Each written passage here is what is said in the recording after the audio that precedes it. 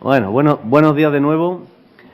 Tenemos hoy el placer y la suerte de tener con nosotros a Agustín de la Fuente Fernández, nacido en Madrid en 1957, o sea, ya hace unos añitos, pero no se le nota mucho.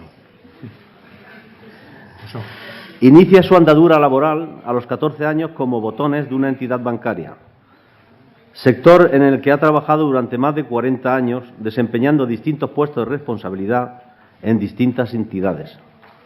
En el Banco General, Banco de Madrid, Caja Municipal de Ahorro de Vigo, Caja Madrid, después Bankia, y también durante un breve espacio de tiempo desempeñó la dirección financiera y administrativa de un grupo de empresas.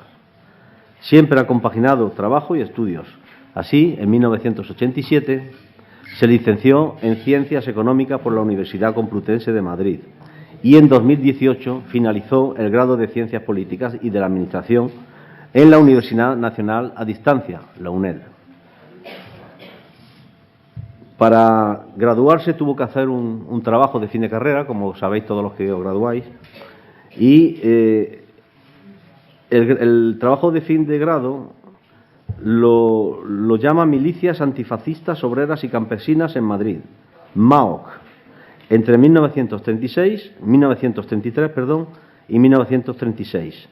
Origen y desarrollo y germen del quinto regimiento. Si tenéis oportunidad de leerlo, que es muy interesante. Y esto es todo lo que nos apunta el señor conferenciante. No quiere que abundemos mucho más en su vida, ¿vale?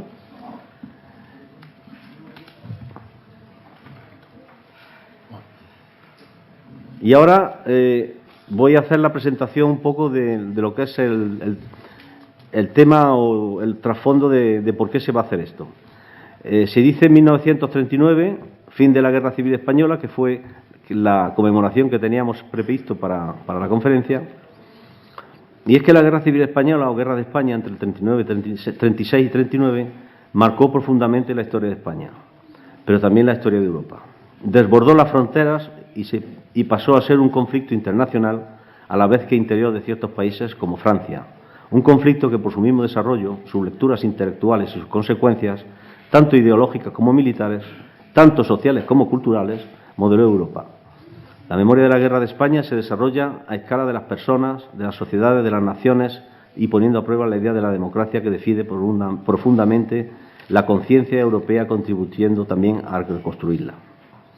De ahí la importancia del acontecimiento para ayudar a comprender la historia de Europa y sus sociedades. Por medio de esta conferencia pretendemos dar a conocer y ayudar a visualizar la evolución de España desde el final de la Guerra Civil Española hasta que en 1985 ingresamos en la Comunidad Económica Europea y todo lo que trajo de positivo para España y, sobre todo, para los españoles, desde entonces y hasta nuestros días. Todo ello desde la perspectiva del Estado de Derecho, de las libertades públicas, de los avances sociales, del crecimiento económico, etcétera. Pretendemos explicar cómo era la España entre el 39 y el 62, año en que España hizo la primera demanda de adhesión a la Comunidad Europea. Igualmente se pretende explicar cómo era España entre el 75, año de la muerte de Franco, y hasta 1985, año de la entrada en la Comunidad Europea. Y para terminar, queremos subrayar el desarrollo económico indisolublemente ligado al desarrollo democrático desde 1985 y hasta nuestros días. Dejando claro que España es hoy lo que es gracias al advenimiento de la democracia, que unido a la pertenencia de la Unión Europea nos igualó con el resto de europeos. Y yo ya he terminado y damos la palabra al señor conferenciante, que ya está bien. ¿Ahí? Ahí, vale. Muy bien, muchas gracias por tus palabras, Antonio. ¿Vale? También me gustaría agradecer la presencia de Frank. Te voy a tutear porque como llevamos 2 días ya haciendo cositas, pues voy a permitirme esa licencia. Alcalde de Lemé, a Juan Bautista Escribano, en representación del Ayuntamiento de Pozo Blanco, y a mí, presidente de la Asociación del Hermanamiento de Lemé. Pero sobre todo a la presencia de todos los asistentes, tanto pozoalbenses como menés, no sé si men. Bueno, voy a decir pocas palabras en francés, pero os pido disculpas de antemano por la mala pronunciación y por los fallos que pueda haber, ¿vale? Estas palabras fueron escritas hace poco más de un mes, ¿vale? Pero después de los 2 días que hemos pasado conjuntamente, han pasado de ser simplemente una manifestación de cortesía para salir de verdad del corazón. Me gustaría recalcar que lo que estamos llevando a cabo en estos días de hermanamiento no es otra cosa que afianzar la unión entre los pueblos, la filosofía que persigue la Unión Europea y que es la base para una convivencia en paz y armonía entre países. Por desgracia, nada más lejos de este anhelo que la maldita guerra que se está produciendo a las puertas de la Unión Europea. Por eso, haciéndome eco de las palabras de Talleyrand, figura política francesa desde el reinado de Luis XVI hasta la restauración monárquica, digo que las bayonetas sirven para todo menos para sentarse encima de ellas. Es decir, la fuerza a medio y largo plazo no sirve para subyugar a los pueblos. Es por ello que me gustaría, antes de empezar mi intervención, pedir un minuto de silencio como condena a todas las guerras, a todas las manifestaciones de violencia, que no son otra cosa sino la consecuencia de intentar imponernos por la fuerza a los demás. ¿Vale? ¿Ponemos de pie?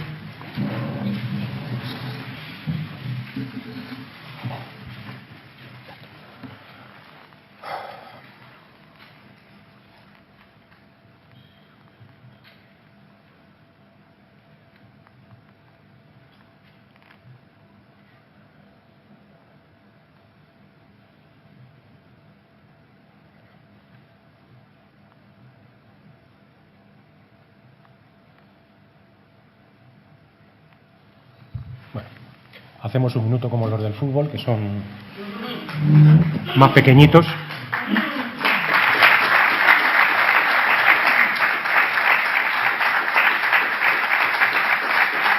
Bien, bueno, pues empecemos.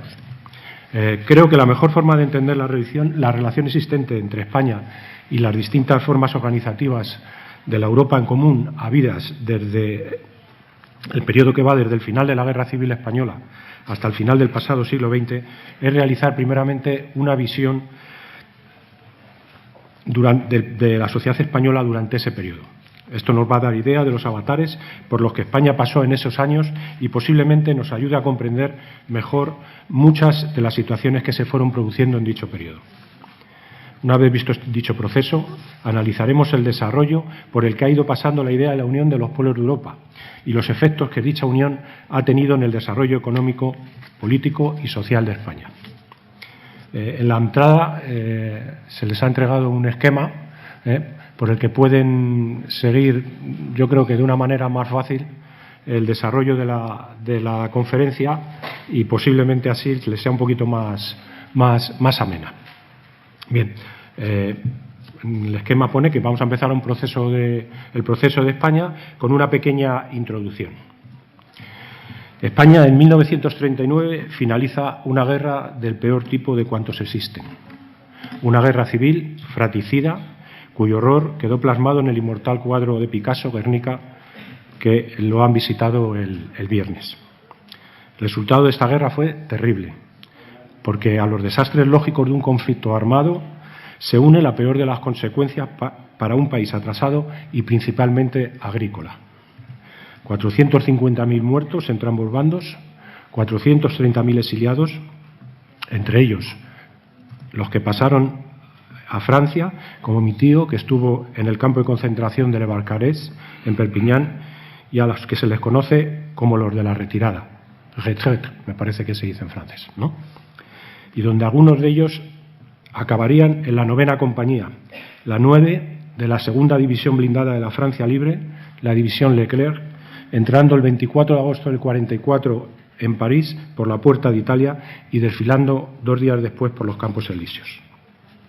Además, 200.000 personas más entre presos y desaparecidos, la mayoría de ellos varones, fuerza principal en la producción del campo, es decir, más de 1 millón de personas sobre una población activa de 8,5 millones en 1936.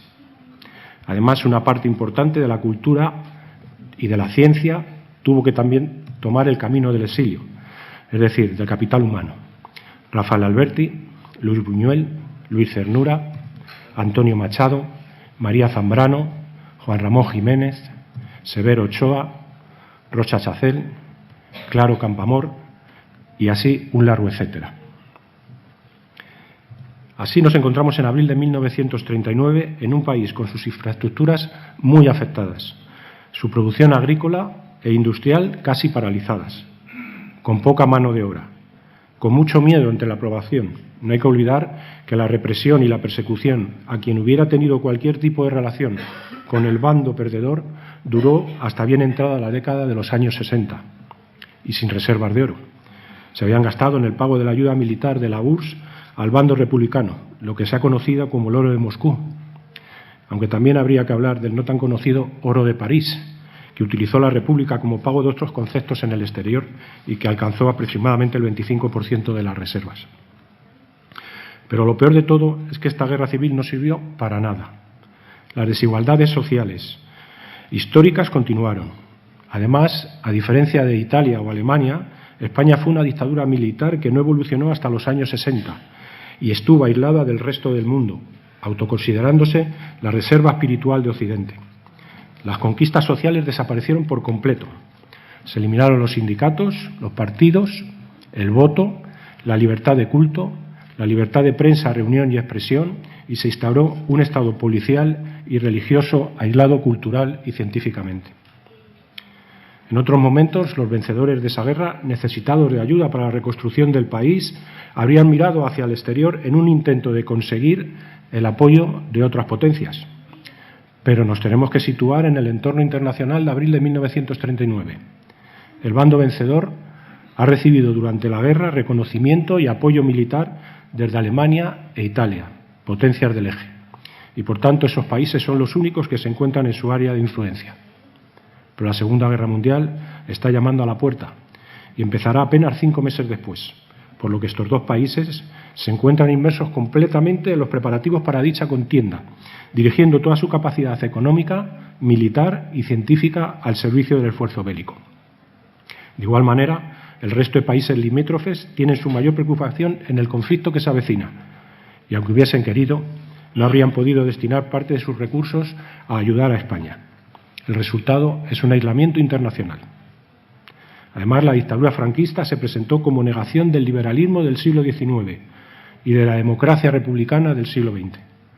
Un intento de detener la historia, de cerrar la sociedad a todo influjo exterior, corporativa, católica, mirando siempre hacia atrás, combinando instituciones de origen medieval y nostalgias coloniales. Todo ello adornado de una retórica fascista que inundó la sociedad española de posguerra debido al gran influjo que tuvo la Falange en todos los ámbitos de la nación, sobre todo en los primeros gobiernos. Así, el régimen franquista se va a caracterizar por 3 principios generales. Un nacionalismo exacerbado, la unidad de España como ideal superior, como bien se ve en la bandera, en el escudo, una, grande y libre. Un catolicismo tradicional, la moral católica como ley, lo que se llamó nacionalcatolicismo, con una gran influencia en todos los niveles de la enseñanza. Un anticomunismo, antiliberalismo y una demonización de la democracia parlamentaria. Este régimen tendrá, no obstante, un fuerte respaldo social interno, bien por convicción o por temor, apoyo que vendrá sobre todo por parte de los militares, los católicos, los falangistas, empresarios y monárquicos. Bien, empezamos, una vez pasada la introducción, a desarrollar lo que ha sido el franquismo y según el esquema se puede ver que hay 4 etapas, ¿vale? En una primera etapa del franquismo, aproximadamente hasta 1945, conocida con el nombre de etapa azul, posiblemente por el color de las camisas de Falange, que era el grupo político mayoritario en el gobierno, la política económica se caracterizó por la autarquía, es decir, mantenerse únicamente con lo que se produce en el interior del país. Es la búsqueda de la autosuficiencia. Esta situación derivaría en un periodo de atroz carestía y escasez, lo que provocó la aparición de las cartillas de racionamiento y el mercado negro de los alimentos, lo que se conoció con el nombre de estaperlo. Las cifras económicas cayeron a niveles de 1920, no sabiendo aprovechar la no beligerancia en el conflicto bélico mundial. En la filmina se puede ver perfectamente que países como Alemania, como Francia, como Italia, que han sufrido una guerra, la Segunda Guerra Mundial, alcanzan el nivel previo a ese desarrollo económico antes de la guerra en 3-5 años. España, que se salva de esa Segunda Guerra Mundial, aunque sufre la suya, tardará 15 años en recuperar el nivel económico prebélico. En cuanto a la política exterior, ya hemos mencionado que se vio marcado por el conflicto de la Segunda Guerra Mundial. La posición inicial del régimen fue de neutralidad, para más tarde pasar a la no beligerancia, posteriormente a la colaboración con Alemania con el envío de la División Azul, para volver a partir de 1944 a la neutralidad. Estos coqueteos con el eje provocarán que tras la victoria de los aliados, España sufrirá un bloqueo internacional y será la única nación que quedará excluida del Plan Marshall a finales de los años 40 que Estados Unidos había elaborado para la recuperación europea. Los asistentes españoles de cierta edad recordarán la estupenda película de José Luis García Berlanga, Bienvenido, Mr. Marshall, en la que describe perfectamente las ansias de un pueblo necesitado de todo y cómo aquel que prometía su satisfacción pasa sin pararse por su puerta y sin dejar nada de lo que iba regalando por otros lados. Además, España fue condenada por la ONU en 1946 por su cariz fascista, lo que se tradujo en su exclusión de todos los organismos internacionales. En ese ambiente, el papel de la mujer quedaba reducido a la maternidad y a la vida en el hogar. Aquí tenemos una guía de 11 reglas para ser una buena esposa en ese momento. Tener lista la cena, lucir hermosa, arregla tu casa, procura verte feliz, en fin. Ese era el papel que asignaban a la mujer en ese momento en España. Bien, entramos en la segunda etapa, que podríamos denominar como salida del aislamiento, desde 1945 a 1957. Y una vez derrotado en el conflicto bélico mundial, el eje, se empiezan a llevar a cabo las primeras transformaciones, aunque todavía muy tímidas y con el claro objetivo de ir lavando la imagen en el exterior. El régimen va a encontrar en ese momento sus mejores aliados en las relaciones internacionales del final de los años 40 y principio de los 50. La aparición de la Guerra Fría, con el enfrentamiento entre Estados Unidos y la URSS, que va a procurar a España, gracias a su posición anticomunista, que la visión que tiene España a Estados Unidos cambie radicalmente. Paralelamente, nos encontramos con la necesidad por parte de Estados Unidos de más bases militares en Europa, que les sirvan de apoyo logístico en la reciente iniciada Guerra de Corea. Todo esto se va a confabular a favor de que se empiece a diluir el bloqueo internacional. Tampoco podemos olvidar que además Franco intentó sobornar a congresistas estadounidenses para acelerar la salida del aislamiento, lo que se llamó el Spanish Block, y el papel que tuvo el diplomático José Félix Lequerica, el que aparece en la foto junto a Nixon y al lado de Carmen Franco, enviado especial de Franco a Estados Unidos para conseguir el apoyo de este país a través de la compra de votos de congresistas y utilización de lobbies. El resultado es que en 1953 se firma con Estados Unidos acuerdos que incluyen ayudas directas en alimentos y créditos blandos, un tratado bilateral de comercio y la implantación de bases militares norteamericanas.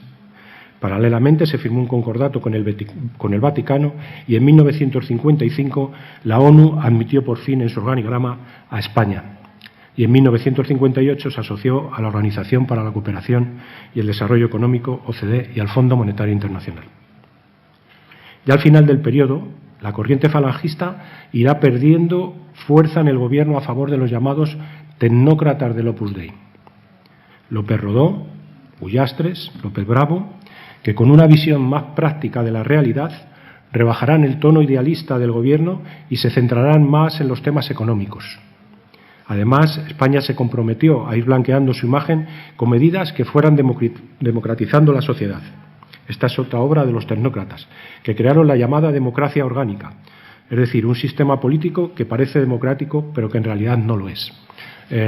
Los españoles podrán leer perfectamente lo que es. Para los franceses es simplemente un gráfico en el que aparecen las 7 leyes fundamentales con las que el régimen intentaba darle un cariz democrático para que de puertas para afuera pareciera que hubiese aquí una democracia. Bien, con estas medidas de los tecnócratas y la ayuda americana de 1953, las condiciones de autarquía se van abandonando poco a poco y el periodo de asfixia se va desapareciendo. A pesar de estos acuerdos de apertura y de estas medidas de blanqueo de imagen, España no fue tenida en cuenta en el momento de la firma del Tratado de Roma en 1957, que daba lugar al nacimiento de la Comunidad Económica Europea. Bien, entramos en la tercera etapa. Al final de la década de los años 50 y la década de los años 60 empieza esta tercera etapa que se va a conocer como desarrollismo, caracterizada por la paulatina desaparición de los últimos vestigios falangistas y por un gran crecimiento económico, lo que se tradujo en una transformación total de la sociedad española y la aparición de una tímida pero sólida oposición al sistema. En 1959 se produce un hito en la política española económica. Se aprueba el Plan de Estabilización Económica, lo que se conoció como planes de desarrollo, que perseguían la desaparición total de la autarquía con una apertura hacia el exterior y con la desaparición progresiva de los controles sobre la economía. La máquina principal de este despegue fue el Instituto Nacional de Industria, INI, que aunque fue fundado en 1941, es en la década de los años 60 cuando adquiere mayor relevancia. La buena coyuntura internacional, la llegada de empresas extranjeras, la entrada de divisas, vía remesas de los emigrantes y vía turismo, y sobre todo los créditos internacionales, consiguieron que en los años 60 se alcanzara un espectacular crecimiento económico. Si vemos, este es el gráfico que muestra el Producto Interior Bruto de España desde 1850 y es una línea, bueno, con crecimientos normales, pero cuando llega al 1960 se dispara y, bueno, no, salvo las crisis pequeñitas, pues sigue un crecimiento bastante alto. En estos años la población pasa de 30 a 34 millones de habitantes gracias al baby boom y a la bajada de la mortalidad. Este incremento provocará movimientos demográficos externos con el efecto de la emigración a Francia, Suiza o Alemania e internos del campo a la ciudad. Este éxodo del campo a la ciudad traerá consigo un crecimiento en los procesos de urbanización, pasando de un 23% de la población que vivía en ciudades en los años 50 a un 40% en los años 70. Este crecimiento desmesurado de las ciudades fue un tanto caótico en cuanto a urbanismo se refiere. En Madrid, sin embargo, hubo un barrio que fue pionero en intentar una mejora en la urbanización, Aluche. Fue el primer desarrollo en la ciudad en el que se acometía la construcción de los viales y de las calles antes de construir las viviendas, y se tenía que destinar la misma superficie a jardines que a construcción. Antonio, me vas a permitir una frivolidad, pero como sabes, fuimos dos jóvenes que nos tocó vivir un momento muy dulce de nuestra juventud juntos y en ese barrio de Aluche, por lo que me he permitido incluir una foto de aquellos momentos. Espero que esto no sea el final de una gran amistad de más de 45 años. Diego, tú también te reconocerás en la foto. Bien, el crecimiento, ¿Te lo puedes decir quiénes son? No, ese, el de la derecha soy yo, allí, es aquel, el más guapo. El del centro es Diego, de los que están marcados, y el de la izquierda soy yo, que parece más gitanillo, pero bueno. Y Agustín el de la izquierda. Bien, si se fijan, están...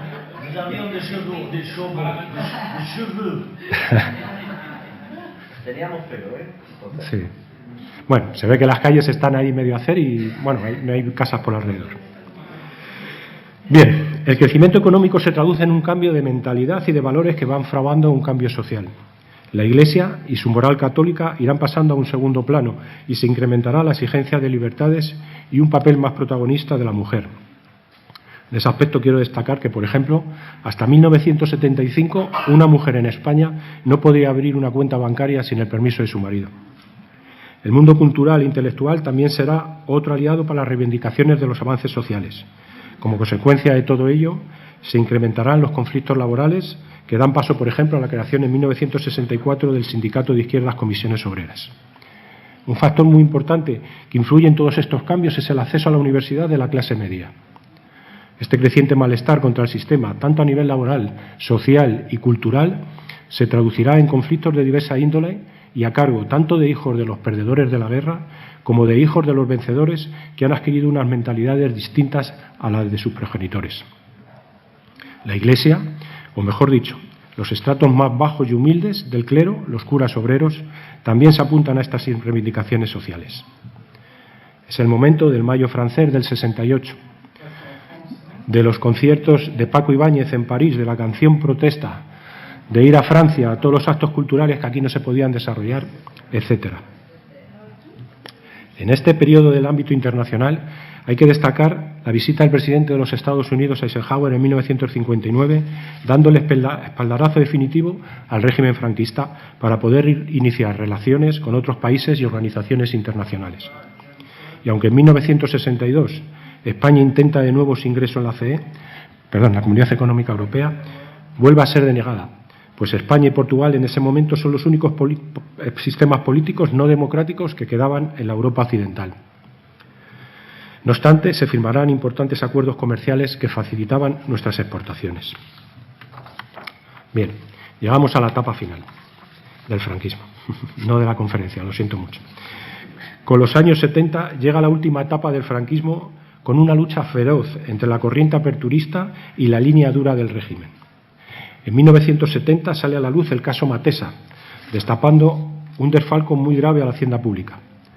La importancia de este hecho radica en que la empresa defraudadora había sido apoyada por la cúpula ministerial de la corriente aperturista y su crisis dio alas a la corriente dura del gobierno, lo que se llamó búnker, para frenar todos los avances que propugnaba dicha corriente aperturista, entre ellos los sociales. En 1970 se alcanza un acuerdo con la Comunidad Económica Europea, pero solo a nivel comercial, al persistir el sistema político no democrático, y en 1972 se vuelve a intentar la entrada a la Comunidad Económica Europea, pero se vuelve a fracasar por motivos políticos. La crisis energética de 1973, el atentado contra Carrero Blanco y el ascenso a la dirección del gobierno de Arias Navarro provocan un endurecimiento del régimen y, por tanto, del ambiente social. Con la enfermedad de Franco, el proceso 1001 a comisiones obreras y las condenas a muerte de activistas contrarios al régimen acaba la última y más negra de las etapas del franquismo. Entramos en el punto del esquema de la transición. Bien, el periodo que va desde la muerte de Franco en 1975 hasta la victoria electoral del Partido Socialista Obrero Español, PSOE, en 1982, la conocemos con el nombre de transición. En este periodo se van a restaurar las instituciones democráticas, eliminadas en 1936, aunque aún no se producirá una ruptura clara con el franquismo. La transición tendrá un carácter esencialmente político y las estructuras, tanto económicas como sociales, apenas se alterarán y solo se producirán cambios culturales y de mentalidad gracias a la llegada de las libertades. El éxito de esta transición fue su carácter pacífico. Todo ello gracias a una decidida actuación de Juan Carlos I a favor de la democracia, al suicidio de las Cortes franquistas, hecho producido en 1976 gracias al buen hacer de Torcuato Fernández Miranda, es la persona que está a la izquierda de don Juan Carlos, pues los franceses sobre todo que no lo conocerán. No hay que olvidar que todo había quedado atado y bien atado. Y gracias a la labor de Fernández Miranda se dio la vuelta a los deseos de los procuradores franquistas para que apoyaran una reforma política que en definitiva iba totalmente en contra de sus ideales y que les condenaba a la desaparición. También a ciertos apoyos de los poderes fácticos, Iglesia, Ejército, banca, prensa, etc. Aunque el Ejército fue el más problemático. En este sentido hay que recordar el golpe de Estado del 23 de febrero de 1981 y otras intentonas. También hay que destacar el consenso alcanzado por las fuerzas políticas que en algunos casos habían sido totalmente antagónicas. Hay que pensar que estamos negociando la transición con personas que han hecho la guerra en un bando y que han hecho la guerra en el otro bando y se tienen que sentar en una mesa para intentar, digamos, llegar a algún acuerdo. Esto fue todo gracias a Adolfo Suárez. Y sobre todo por la madurez demostrada por el pueblo español que participó pacíficamente en todo este proceso. El primer paso de esta transformación fueron las primeras elecciones democráticas, que se llevaron a cabo en junio de 1977, y de las que sale triunfador Adolfo Suárez y su partido político Unión del Centro Democrático. Otro hito importante en este periodo serán los pactos de la Moncloa, que en octubre de 1977 alcanzan gobierno, partidos, patronal y sindicatos, y que regulan el saneamiento y la reforma de la economía y la actuación en el ámbito jurídico y político. Pero sin duda el punto álgido de este periodo fue la promulgación de la Constitución de 1978, con un amplio consenso entre todas las fuerzas políticas, que aunque va a recoger los miedos del momento, ha permitido una convivencia pacífica y democrática hasta la actualidad. En 1978, con la llegada de la democracia y la celebración de elecciones libres, España se ha admitido por fin en el Consejo de Europa, lo que le daba vía libre a iniciar las negociaciones para su entrada en la Comunidad Económica Europea, que empiezan en 1979. Quiero dejar claro que este Consejo de Europa no tiene nada que ver, es un organismo que nace en 1949 y no tiene nada que ver con lo que luego más tarde veremos, que es el Consejo de la Unión Europea y el Consejo Europeo, ¿vale? Muy bien, llegamos a la cuarta parte del esquema. Con la victoria electoral del PSOE en 1982 se da por acabada la transición política en España. Se inicia un periodo de convulsión, pero convulsión positiva. Fue como la verdadera ruptura con el pasado oscuro y tenebroso, lo que se conoció como la movida. Se podría decir, como he oído hace poco tiempo, que fue nuestro mayo del 68, aunque con unos años de retraso, como siempre. El PSOE va a ganar las elecciones de 1982, de 1986 y de 1989 con mayorías absolutas y seguirá gobernando con apoyos de otros partidos hasta 1996, lo que le va a permitir afrontar con total libertad las políticas reformistas que demanda la sociedad española. Consolidar la democracia, culminar el proceso de integración en Europa y crear un estado del bienestar similar al de los países de nuestro entorno. En política reformista reguló derechos y libertades novedosos para la sociedad española, como la despenalización de la interrupción voluntaria del embarazo en algunos supuestos o la aparición del jurado popular.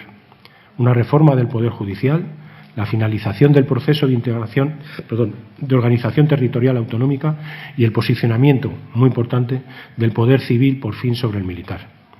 Y la potenciación de la lucha antiterrorista con la colaboración activa de Francia. En política económica se realizaron ajustes para controlar el déficit público del comercio exterior producido por las crisis energéticas de los años 70. Ahí vemos el primer descenso, el más pronunciado es el que se produce en el 2008, pero eso es por la crisis financiera. Pero el otro gran descenso que tenemos antes, si vemos, es del año 76 al 82, no descenso, es simplemente que se genera un déficit público, ¿vale? Y eso es contra lo que tiene que luchar el PSOE, luego veremos las razones. Y además se luchó también para moderar la inflación.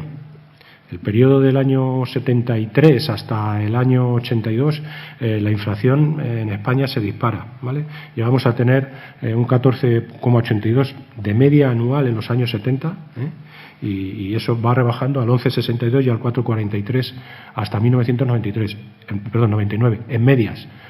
Puntualmente hay años que, como se ve en el gráfico, llegamos casi hasta el 25%. Además, se elaboraron medidas de austeridad que pasaban por una moderación salarial y se llevó a cabo una reconversión industrial. Todas estas medidas provocaron altos índices de desempleo.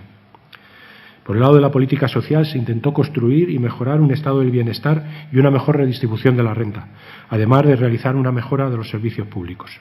Así, se alcanzó el sistema universal de salud, se incrementó la escolarización en las enseñanzas medias y universitarias, se mejoró el sistema de pensiones y se ampliaron las prestaciones por desempleo. En política exterior se produjo la adhesión de España a la OTAN en 1981, aunque no se materializó hasta mayo de 1982 y más tarde esta entrada fue ratificada en referéndum en 1986. Como vemos en la Firmina, hay que destacar que en 1981, con UCD en el gobierno, la posición del PSOE era contraria a la entrada de España a la organización, pero una vez en el gobierno el PSOE cambió radicalmente de posición. En la izquierda parece OTAN no, a la derecha OTAN sí. Bien.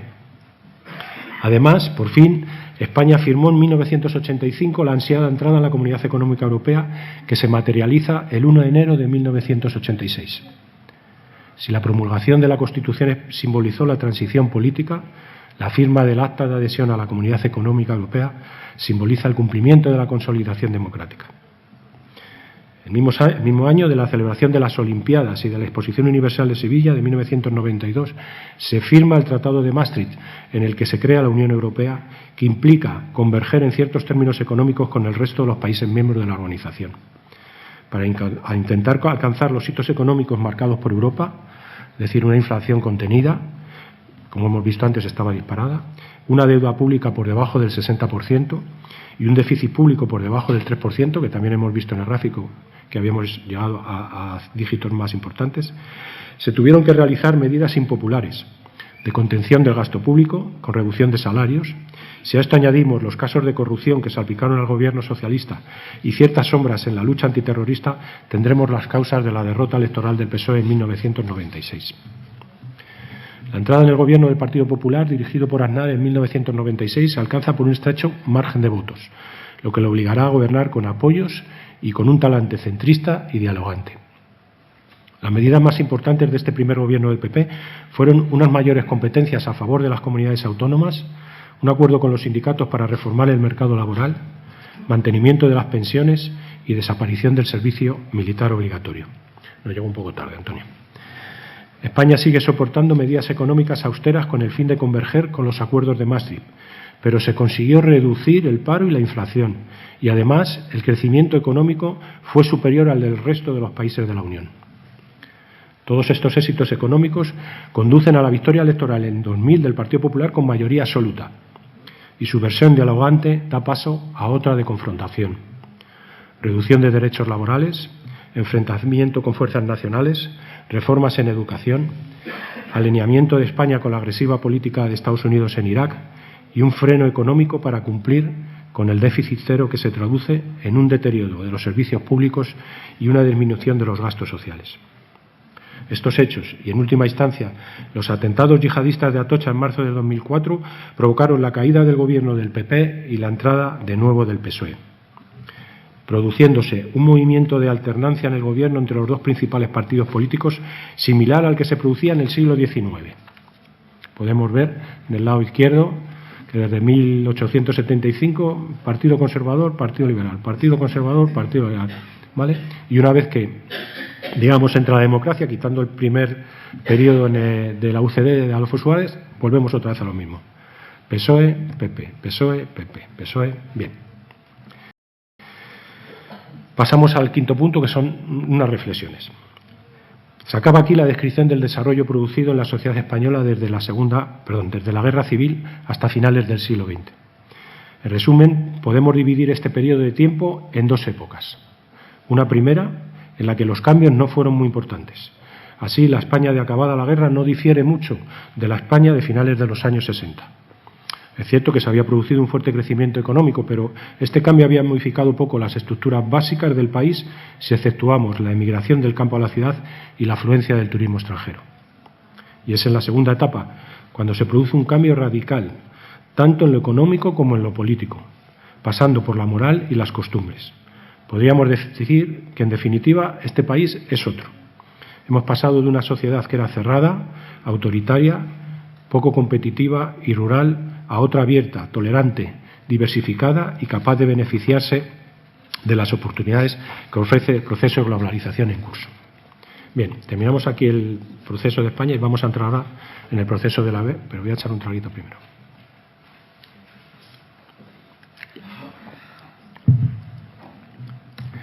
Bien, ahora vamos a ver qué parte de este cambio es fruto del desarrollo propio del país y qué parte se debe a la integración en Europa y el beneficio que se ha derivado de la pertenencia a la Unión Europea. Pero antes vamos a empezar viendo el desarrollo que a lo largo de los años ha tenido la idea de unir a los pueblos de Europa y que cristalizará con la creación de la Unión Europea.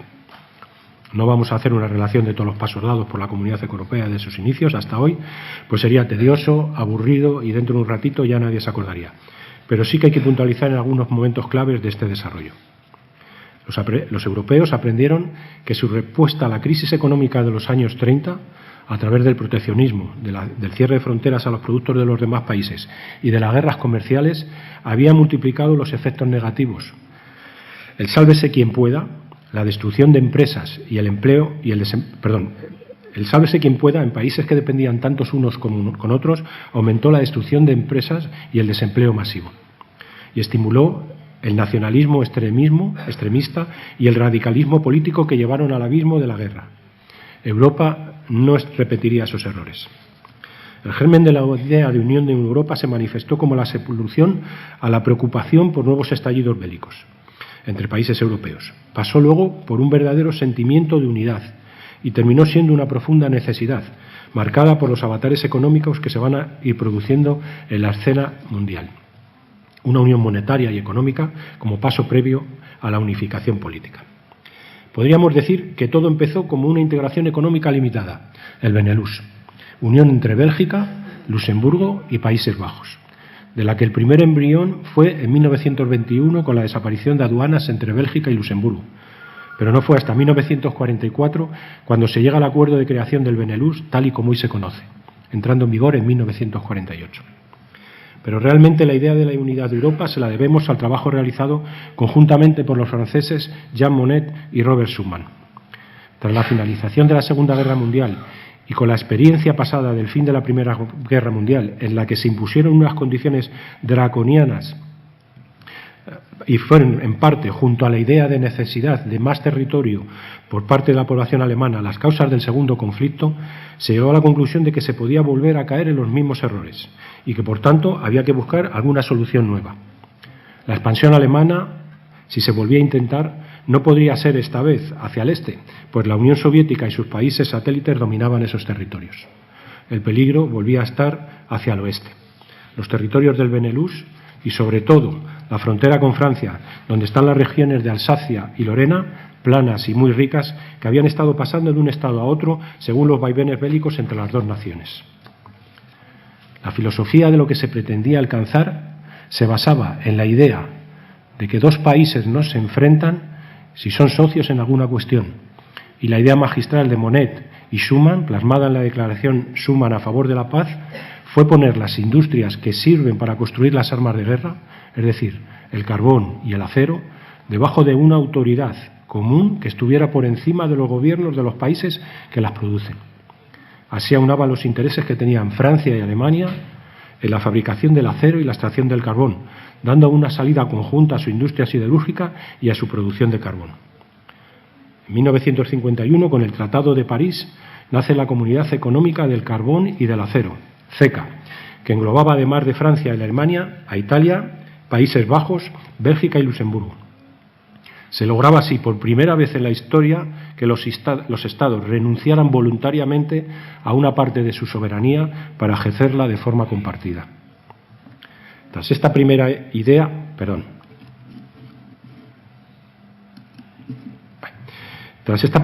que perseguía la no repetición de conflictos armados, se creó la Comunidad Económica Europea en 1957.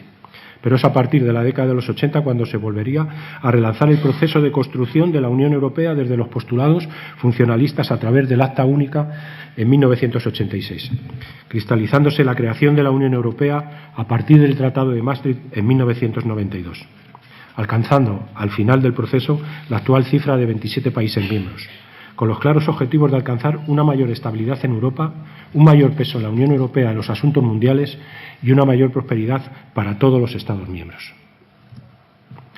La pertenencia a la Unión Europea se traduce en un menor poder para los gobiernos nacionales, al tener que transferir competencias a las correspondientes instancias europeas.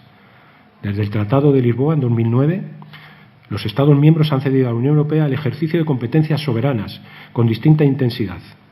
Así, la Unión Europea cristalizará en tres pilares: uno fundamentalmente supranacional, la Unión Económica y Monetaria, y dos pilares articulados desde la lógica de la cooperación intergubernamental en materias de política exterior y de seguridad común y de cooperación en justicia y en asuntos interiores. Toda la actuación de la Unión Europea se fundamenta en los valores del respeto a la dignidad humana.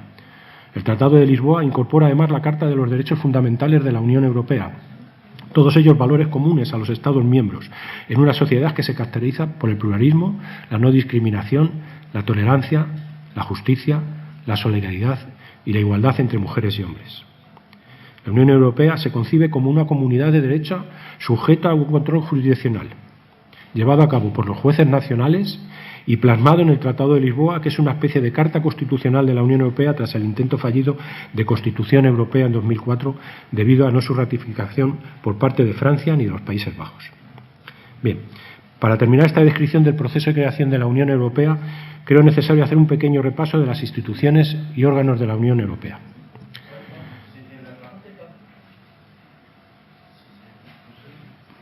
¿Pasado? ¿Qué problema? Consejo de la Unión Europea. Según el tema a tratar, se compone de los ministros del ramo correspondiente procedentes de los gobiernos de los Estados miembros. Así puede estar Consejo de la Unión Europea de Agricultura con los ministros de Agricultura de los 27 países, o el Consejo de la Unión Europea de Industria con los 27 ministros o parecidos de industria de los países. La reunión al más alto nivel es el Consejo Europeo, formado por los jefes de Estado o de Gobierno de los Estados miembros, que define las orientaciones y prioridades políticas generales que debe seguir la UE. Aunque posiblemente el consejo más nombrado sea el ECOFIN, que es el que recoge a todos los ministros de Economía y Finanzas de los 27. Este consejo hay que distinguirlo del Eurogrupo, en el que solo van los 19 países de los 27 que tienen como moneda el euro. La presidencia del Consejo le corresponde a este primer semestre a Francia, pero el presidente del Consejo Europeo es el belga Charles Michel desde el 1 de diciembre del 2019. Tiene su sede en Bruselas.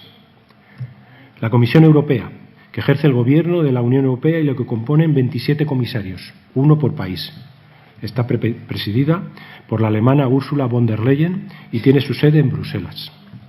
El Parlamento Europeo, con una cantidad variable de eurodiputados, actualmente 705, repartidos entre los 27 países miembros en función de la población, que son elegidos cada 5 años por los ciudadanos de la Unión Europea. Es el órgano legislativo junto con el Consejo. Su presidenta es la maltesa Roberta Metsola y su sede radica en Estrasburgo. El Banco Central Europeo, que se encarga de la política monetaria, incluida la fijación de los tipos de interés para el euro. Y la presidenta es la francesa Christine Lagarde y su sede se sitúa en la ciudad alemana del Frankfurt de Meno. El Tribunal de Justicia Europeo, que junto a los tribunales nacionales ejerce la autoridad judicial de la Unión Europea y se compromete a que la legislación se interprete y se aplique del mismo modo en todos los Estados miembros. Se compone de un juez por cada Estado miembro, aunque solo actúa en salas de 3, 5 o a veces la gran sala de 13. Tiene su sede en Luxemburgo. El Tribunal de Cuentas Europeo, que comprueba la idoneidad de los fondos recaudados y su aplicación legal y eficaz. Está presidido por el alemán Klaus-Heiner Lehne y tiene su sede en Luxemburgo.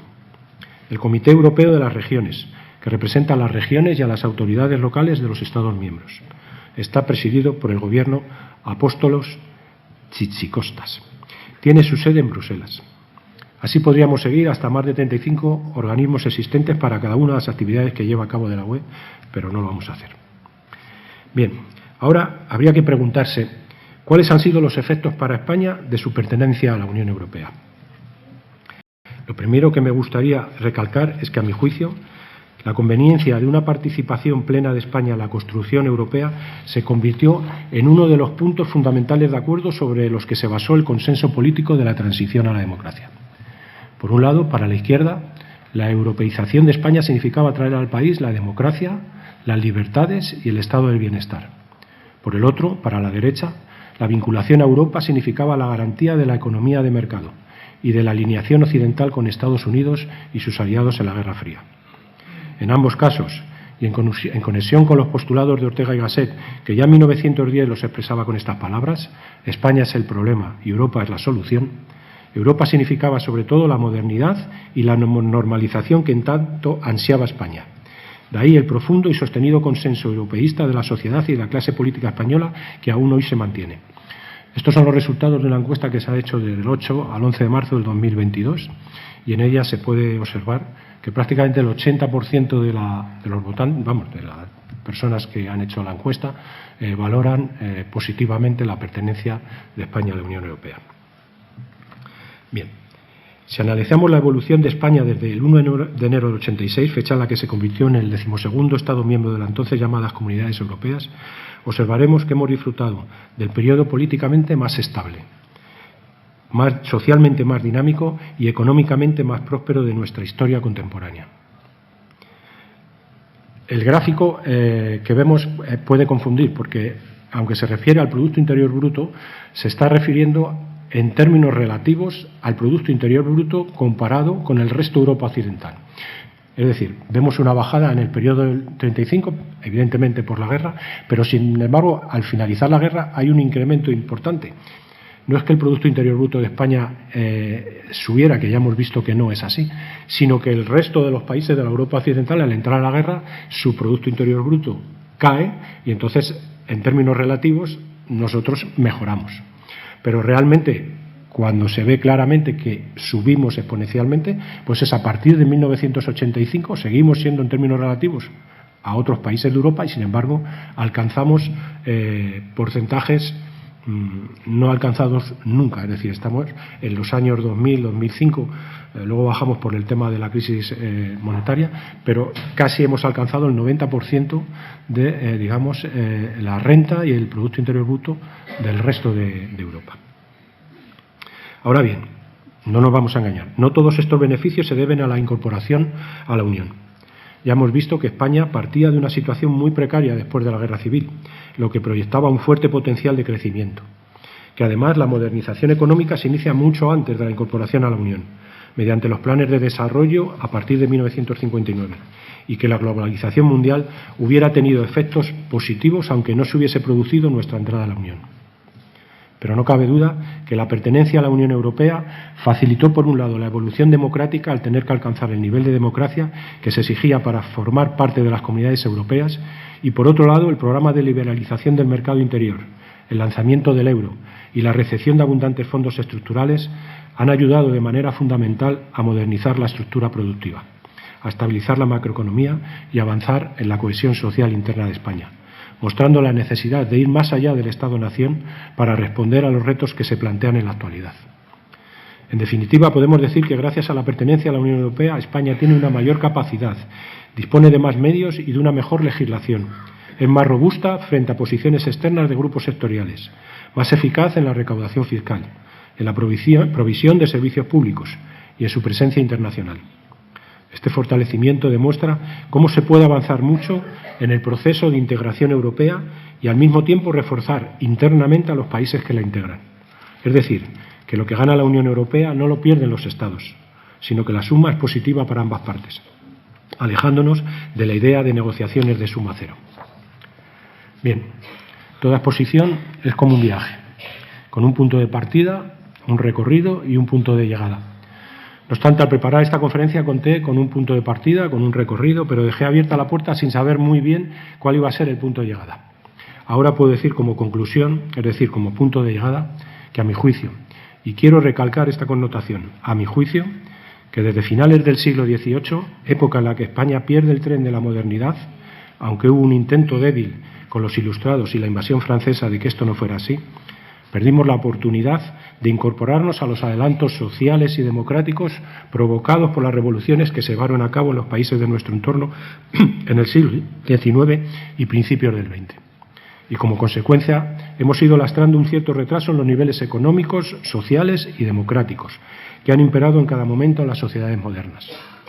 Gracias a los adelantos en la informática, las redes sociales y la globalización en todos los sentidos, parece que disfrutamos de esos niveles y que, por tanto, deberían ser nuestros estándares.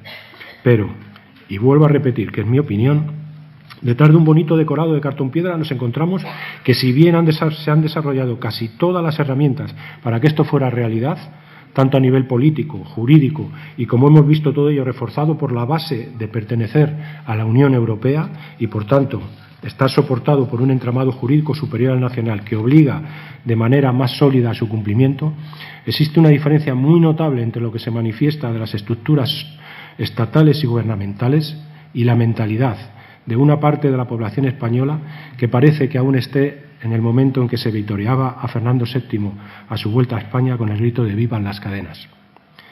Esperemos que las nuevas generaciones, nacidas y desarrolladas ya en estas nuevas concepciones, tengan una visión de las cosas que hagan desarrollar de forma más democrática y social, yo diría más humana, o yendo un poco más allá, más humanísticamente, su mentalidad, abriéndose a la idea de una humanidad más justa y más solidaria, que pase por ver a los demás como iguales en todos los sentidos, expandiéndose el sentimiento de sociedad, en detrimento de las nuevas tendencias que ensalzan y aupan la idea del individualismo.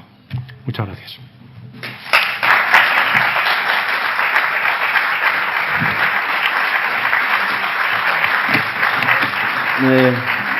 Ahora vamos a tener un pequeño descanso de 5 o 10 minutos como máximo para que nuestra intérprete tenga un poquito de descanso. Exactamente, es eso. Y después podréis hacer preguntas, todas las que queráis, ¿eh? Pocas. Cuantas más mejor. Pocas. Muy bien. Sí. Antonio.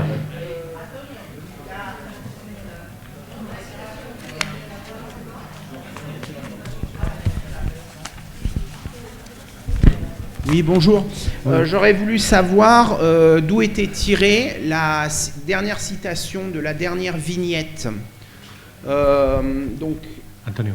en français, alors je prononce pas bien l'espagnol, donc je le dis en français. Ont-ils jamais pensé que si ce n'était pas pour tout le monde, personne ne serait rien? Qui a dit ça? Le gustaría saber de dónde viene la viñeta que has mostrado en la última diapositiva. Bueno, busqué un chiste para cerrar la conferencia y, bueno, uno de los que salieron en Internet poniendo individualización, tenía había otro chiste parecido que era una persona que lloviendo debajo de un paraguas le preguntaba a otro que si creía que existía el individualismo y el otro se estaba mojando, evidentemente, ¿no? En fin, ha sido simplemente buscar en Internet y por darle una salida medio graciosa al final. Lo que sí que me interesa no es tanto la fuente del ese, sino si se ha comprendido el mensaje, ¿no? Bueno, que creo que sí. ¿Ya está?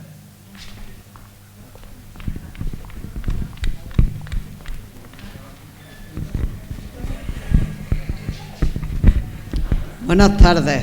¿Qué hay, María? Yo quiero, ante todo, felicitar al conferenciante porque me parece que, como ya somos un poquito mayores, la mayoría de las cosas que ha descrito las hemos vivido.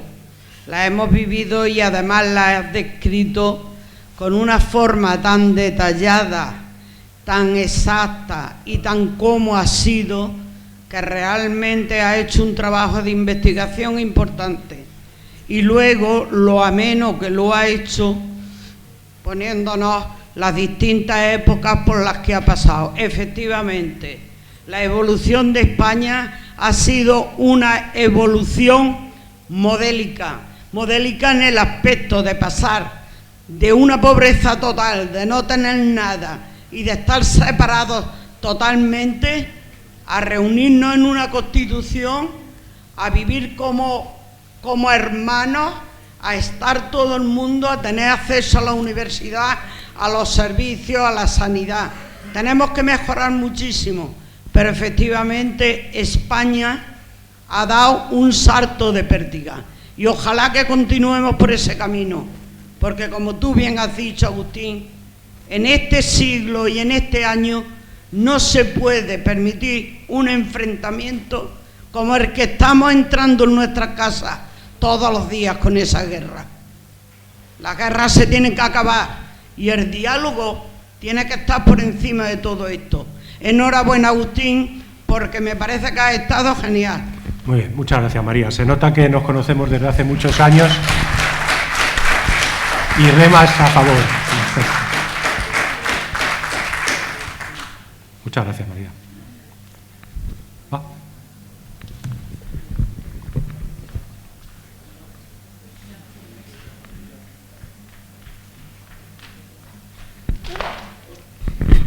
Bonjour à tous.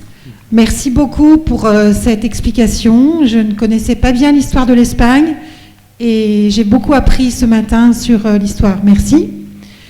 Je voulais vous poser une question. Est-ce qu'on a beaucoup parlé économie, beaucoup parlé finance? Est-ce que cela va suffire, l'économie à nous unir, à nous protéger. Mais ne faut-il pas penser aussi social, culture, pour faire une Europe forte?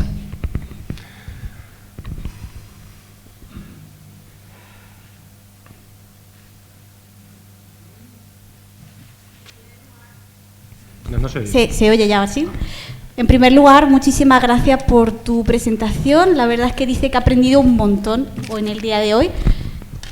Y claro, se ha hablado mucho de economía, de finanzas, pero ¿va a ser esto suficiente para unirnos y protegernos? Porque no olvidemos también que el aspecto social y el aspecto cultural son también muy importantes para tener una Europa fuerte.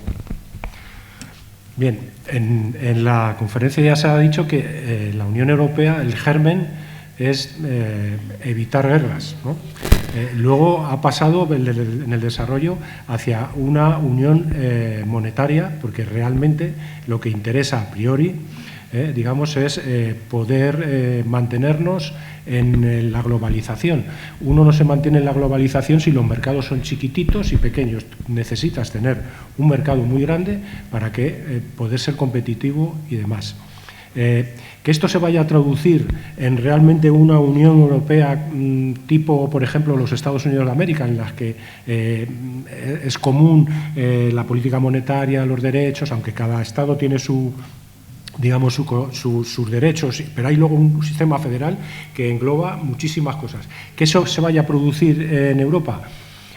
Bueno, si yo quieres que te diga la verdad, me parece que va a ser difícil.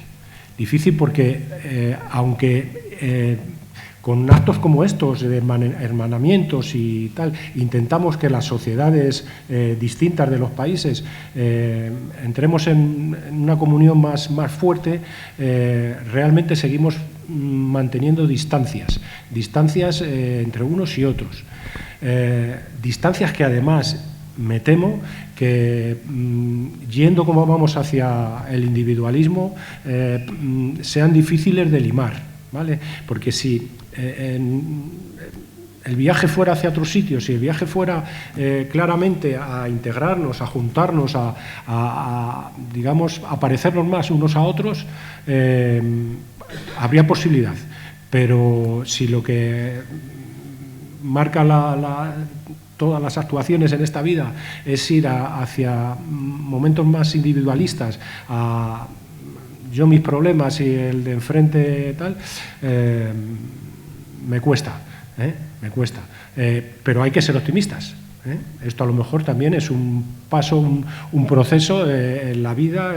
Hay ciclos económicos, suben, bajan, 10, 15 años, y ahora estamos en este, pero a lo mejor dentro de 10 o 15 años estamos en otro, ¿vale?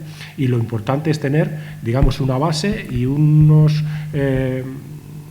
estamentos, unos cimientos que nos permita que en el momento en el que, gracias a esos ciclos, podamos entrar en una época de más reconocimiento entre unos y otros, estemos preparados y entonces sea mucho más rápido y mucho más fácil. Pero bueno, yo creo que no, pero en el momento, pero hay que ser optimistas y vamos a darle un margen, ¿vale? Gracias. Gracias de todas formas por el agradecimiento.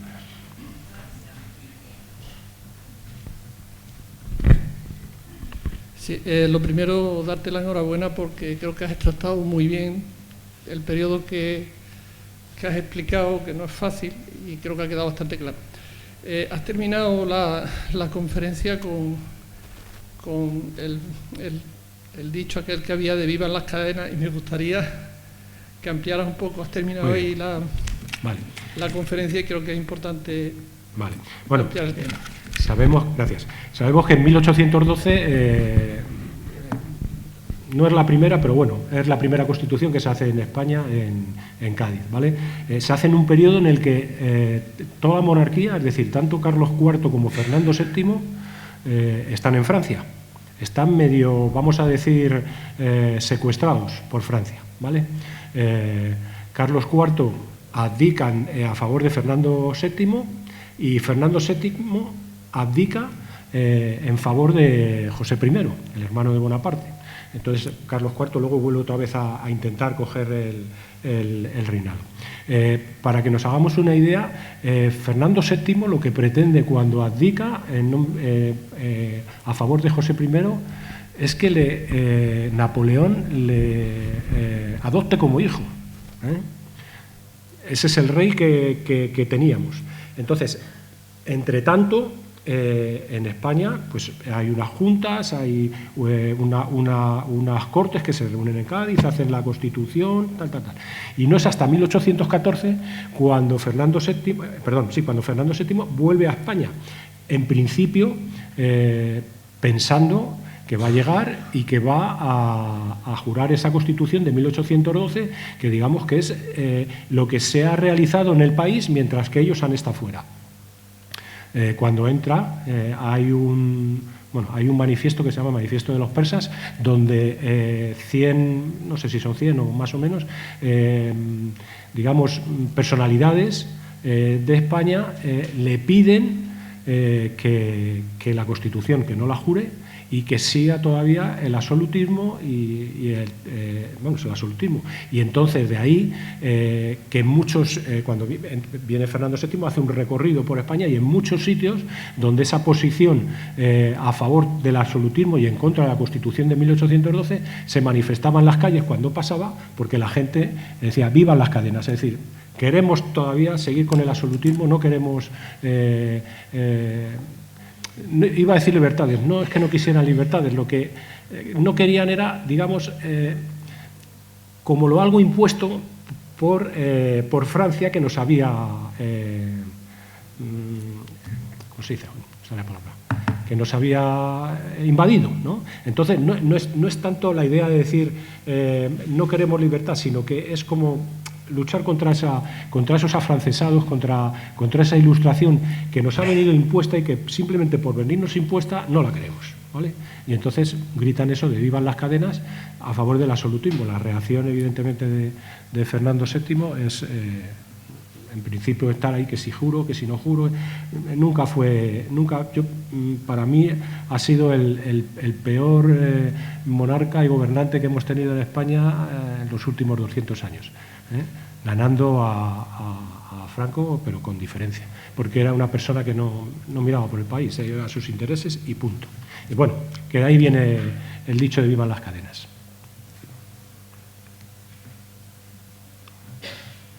Allí, Antonio, al final.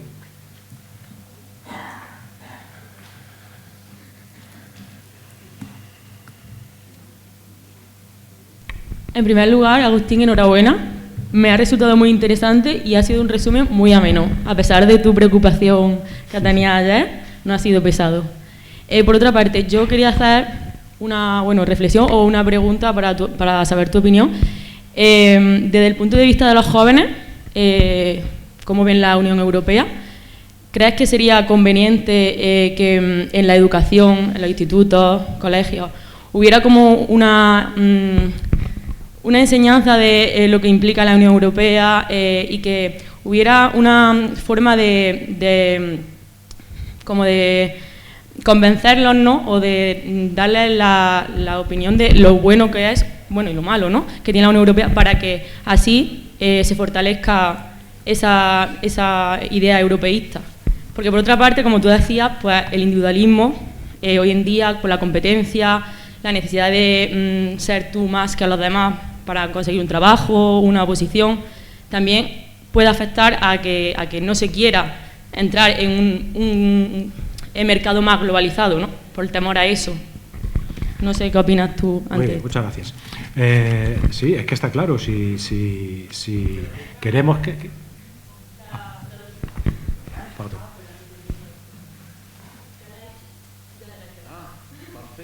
¿Ya? Está claro que si queremos que la Unión Europea tire para arriba, tenemos que tener muy claro cuál es nuestro objetivo. Y desde cualquier nivel de enseñanza, desde no los jóvenes, desde los pequeñitos, deberían de fomentarse las ideas de unión y de una sociedad, no el individualismo, ¿vale? ¿Pasa?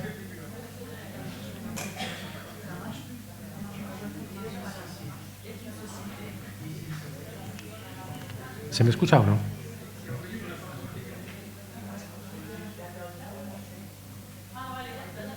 ¿Ya? Vale. No, que digo que no cabe duda de que si queremos tener una base y que la Unión Europea sea realmente una unión de pueblos y demás, esa idea de unión, de sociedad y demás, se debe de enseñar e intentar no desde los jóvenes, desde los 3 añitos o los 6 añitos, no sé cuándo es la educación obligatoria ahora, es la única manera. Es la única manera, porque si no, seguiremos en un mundo, pues el que tenemos ahora. Bueno, y vuelvo a repetir, lo he dicho 3 veces, es mi opinión, que posiblemente puede ser equivocada. Pero si no, seguiremos en un mundo en el que, bueno, yo tengo que ser el número 1 en todo, tengo que ser el primero, tengo que ganar, y eso no pasa por otro camino que pisar al lado, porque es así. Número 1 no más que hay uno y somos muchos. Si queremos llegar todos al número 1, eso no puede ser. Entonces, evidentemente, la Unión Europea yo creo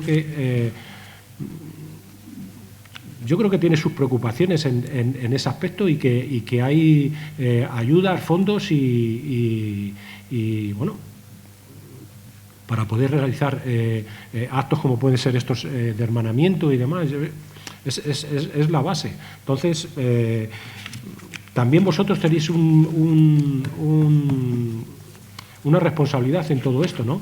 Que debéis de demandar y reclamar aquello que os parece que es importante, si es que os lo parece. Y si os parece que es importante el vivir en un mundo más social, lo tendréis que demandar.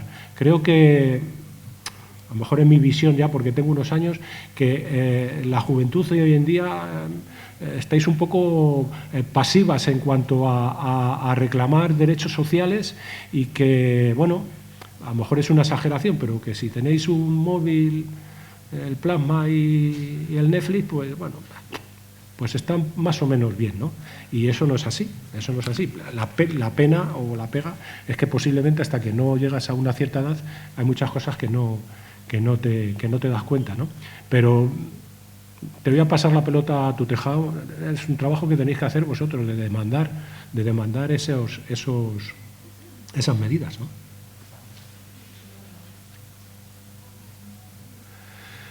Bueno, ahora me toca a mí, ¿vale? A mí sí que me gustaría hacer un par de preguntitas, sobre todo a nuestros, voy a decirlo ya así, a nuestros hermanos franceses, ¿vale? Me gustaría que alguien, a ver si me puede explicar, primero, qué es lo que está pasando con la izquierda en Francia, que ha desaparecido, y segundo, voy a explicar un poquito. En Francia ha habido unas elecciones hace una semana. En Francia se eligen, si me equivoco, me corregís, se elige presidente de la República en unas votaciones directas por el sistema mayoritario, pero bueno, se elige por un lado el presidente de la República. Es un presidente de la República que realmente es el jefe del Estado, pero no es un jefe del Estado como tenemos nosotros el rey, que es para ir a recepciones y poco más. No, el presidente de la República Francesa es un presidente ejecutivo, es decir, tiene poder y puede hacer cosas. Y al cabo dentro de un mes, me parece que va a haber unas elecciones donde se elige el Parlamento, el Parlamento como nosotros, unas legislativas. Y ese Parlamento elige al primer ministro, ¿vale? De unos años a esta parte casi se hacen coincidir tanto las fechas de las elecciones como los periodos para los que son elegidos, ¿vale?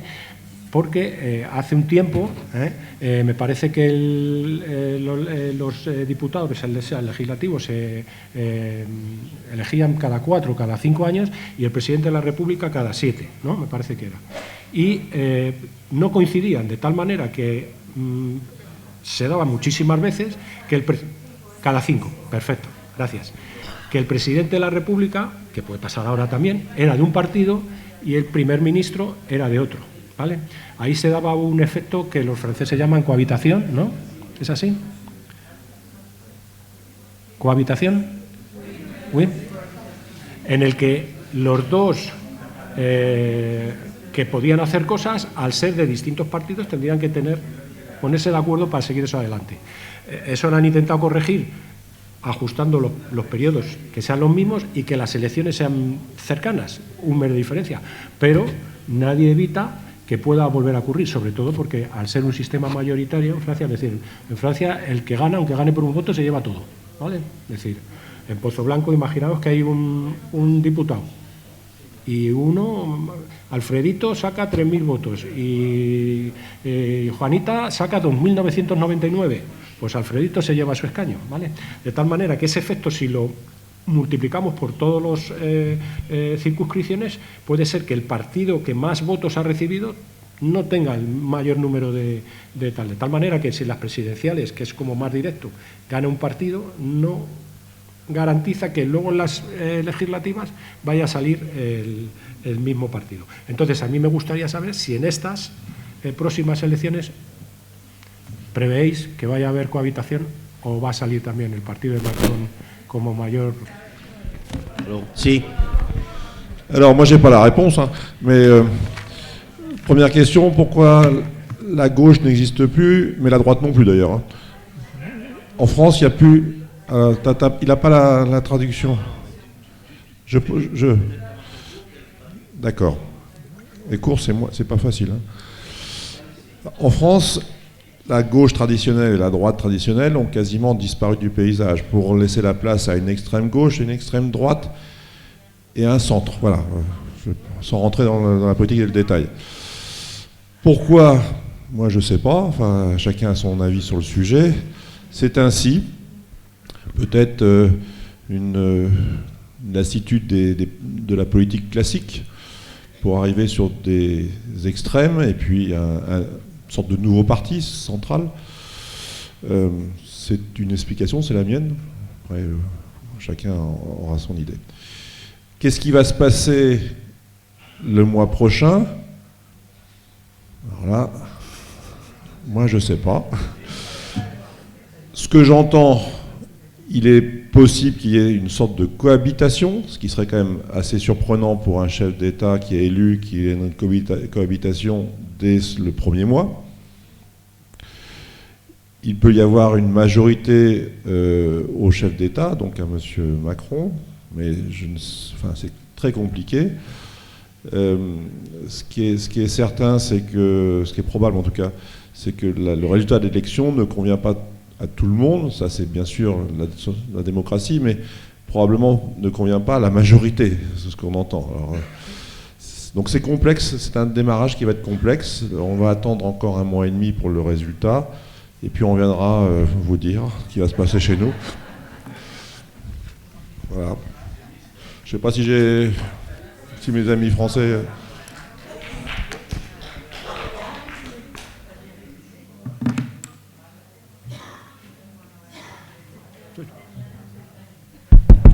Vale. En Francia lo que ha pasado es que los partidos tradicionales de izquierda y derecha pues han dejado lugar a que surjan estos partidos que tienen ya ideas de extremistas, ya sea por la derecha o por la izquierda, incluso también pues al surgimiento de partidos de centro. ¿Por qué se da esto? Pues la verdad él dice que es su opinión, pero puede ser porque sea una falta de una relajación por parte del gobierno, lo que ha permitido que al final acaben surgiendo estos otros partidos que están fuera ya de lo tradicional. ¿Qué va a pasar el mes que viene? Pues tampoco afirma no saberlo. Y que puede ser que haya cohabitación, pero le parecería, la verdad, algo más sorprendente. Lo que sí que también podría pasar es que haya una mayoría, pues tal vez con el señor Macron. La verdad es que es una situación bastante complicada. Lo que sí que es seguro es que la solución, sea la que sea, no va a ser del gusto de la mayoría de la población. Es lo que suele pasar con las democracias y pues en general pues, que hay una situación muy compleja y que veremos a ver cuando tengamos el resultado. Merci.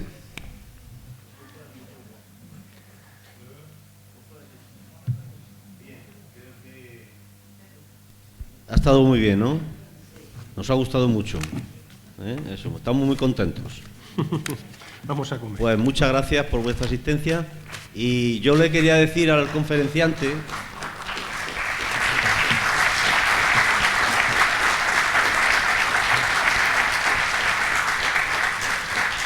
que bueno, que me siento orgulloso de tenerte como amigo, pero lo de la foto no te lo perdono. Muchas gracias. Vamos a hacerle entrega de un pequeño obsequio para que no se olvide de nosotros y a lo mejor no quiera volver más. Je pense que, au nom de tous les Méens et les Français, remercier Agustini parce que c'est vraiment un moment exceptionnel. Pour beaucoup, on a appris sur l'Espagne, l'histoire de l'Espagne récente, et puis sur notre histoire commune avec l'Europe. Merci beaucoup.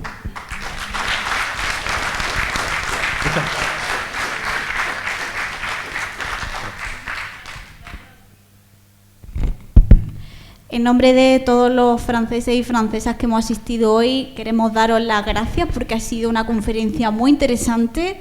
Hemos aprendido mucho sobre España y sobre nuestros lazos en común. Muchísimas gracias. Bueno, las gracias mías. Y bueno, yo creo que tanto mi mujer como yo, aunque no vivimos en Pozoblanco ni vivimos en Francia, creo que nos vamos con la sensación, ¿no?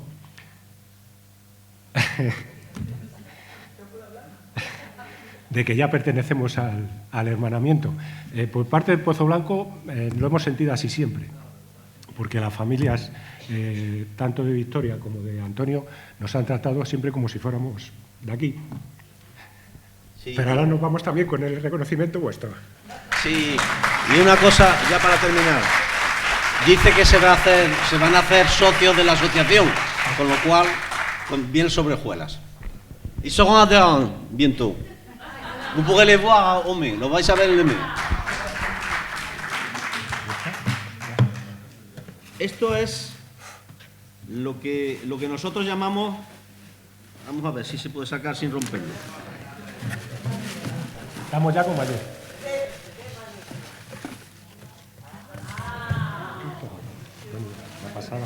Nuestra encina, la Asociación Pozoalbense de Hermanamiento, a don Agustín Fuente Fernández, en agradecimiento por su colaboración. 1 de mayo de 2022.